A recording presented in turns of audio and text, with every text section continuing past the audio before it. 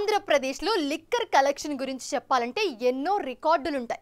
అంతటి కరోనా కష్టకాలంలో కూడా ఏపీ వాసులు ఎక్కడా తగ్గేదే లేదంటూ మద్యం విక్రయాలని పరుగులు పెట్టించారు. ప్రస్తుత సిచ్యువేషన్లో ప్రభుత్వానికి కూడా లిక్కర్ ప్రధాన ఆదాయ వనరుగా మారింది. అయితే ప్రభుత్వ మద్యం దుకాణాలు ఉండటంతో ఇక మిగిలింది బార్లే. దీంతో అందరి దృష్టి బార్లపై పడింది. ఇప్పుడు కొత్త ప్రభుత్వం ఏర్పడిన తర్వాత కొత్త లిక్కర్ పాలసీ ప్రవేశపెట్టనున్న తరుణంలో ఇదే ఛాన్స్ అంటూ మధ్యవర్తులు కొత్త దందాకు తెరలేపుతుండడం చర్చనీయాంశంగా మారింది.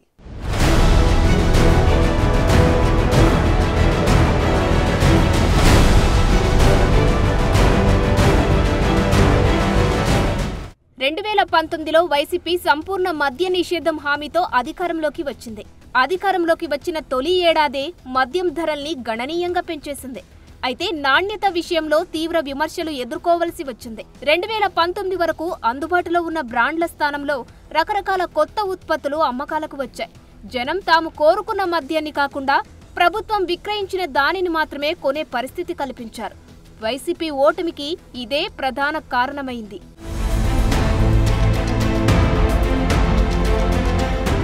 కూటమి ప్రభుత్వం ఏర్పాటై 3 నెలలు గడుస్తోంది. అక్టోబర్ 1 నుంచి రాష్ట్రంలో కొత్త మద్యం విధానం అమల్లోకి తీసుకొస్తామని ఎక్సైజ్ శాఖ మంత్రి కొల్లు రవీంద్ర అన్నారు. 6 రాష్ట్రాల్లో అధికారుల బృందాలు పర్యటించాయని, వాటిని పరిశీలించి ప్రభుత్వానికి తుది నివేదిక సమర్పిస్తామని తెలిపారు. ప్రభుత్వానికి ఆదాయం కంటే ప్రజల ఆరోగ్యం ముఖ్యమన్నారు. దాంతో వైసీపీ హయాం నుంచి ఎక్సైజ్ శాఖ ఆధ్వర్యంలో నడుస్తున్న లిక్కర్ షాపులు ఇకపై ప్రైవేటు పరం కానున్నాయి. దీంతో కూటమిలో ఇప్పుడు హడావిడి పెరిగింది.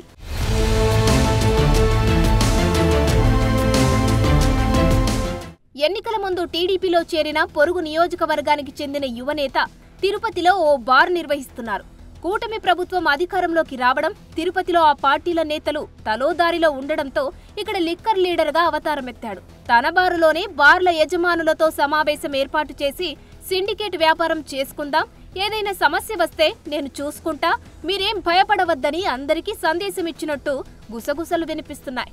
అయితే గతంలో వైసీపీ నేతలకు ఏ విధంగా ఇస్తున్నారో ఆ విధంగా మాకు కూడా ఇచ్చేయండి అంటూ అక్రమ దందాకు తెరలేపినట్టు పార్టీ వర్గాల్లో ఇన్సైడ్ టాక్ నడుస్తోంది. ఆ యువనేతకు తోడు మరో బార్ యజమాని కుమారుడు జతకట్టినట్టు సమాచారం. తిరుపతి నగరంలో మొత్తం 13 బార్లు ఉన్నాయి. ఈ బార్ యజమానులలో అత్యధికంగా వైసీపీకి చెందిన వారే ఉన్నారు. టీడీపీ వారి బార్లను సైతం అప్పట్లో వైసీపీ నాయకులు లీజుకు తీసుకొని నడిపించారు.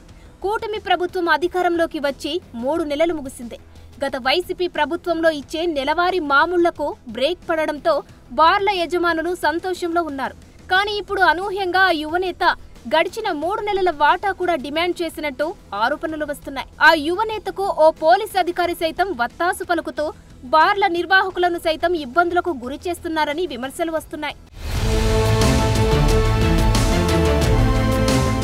ఈ వ్యవహారం పార్టీ అధిష్టానం వరకు చేరిందా, లేక గుట్టు చప్పుడు కాకుండా కింది స్థాయిలోనే మేనేజ్ చేస్తున్నారా అనే అనుమానాలు వ్యక్తమవుతున్నాయి.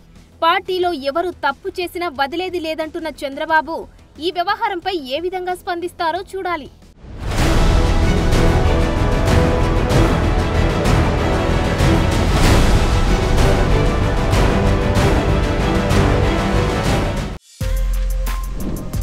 For more videos like this, subscribe Big TV channel.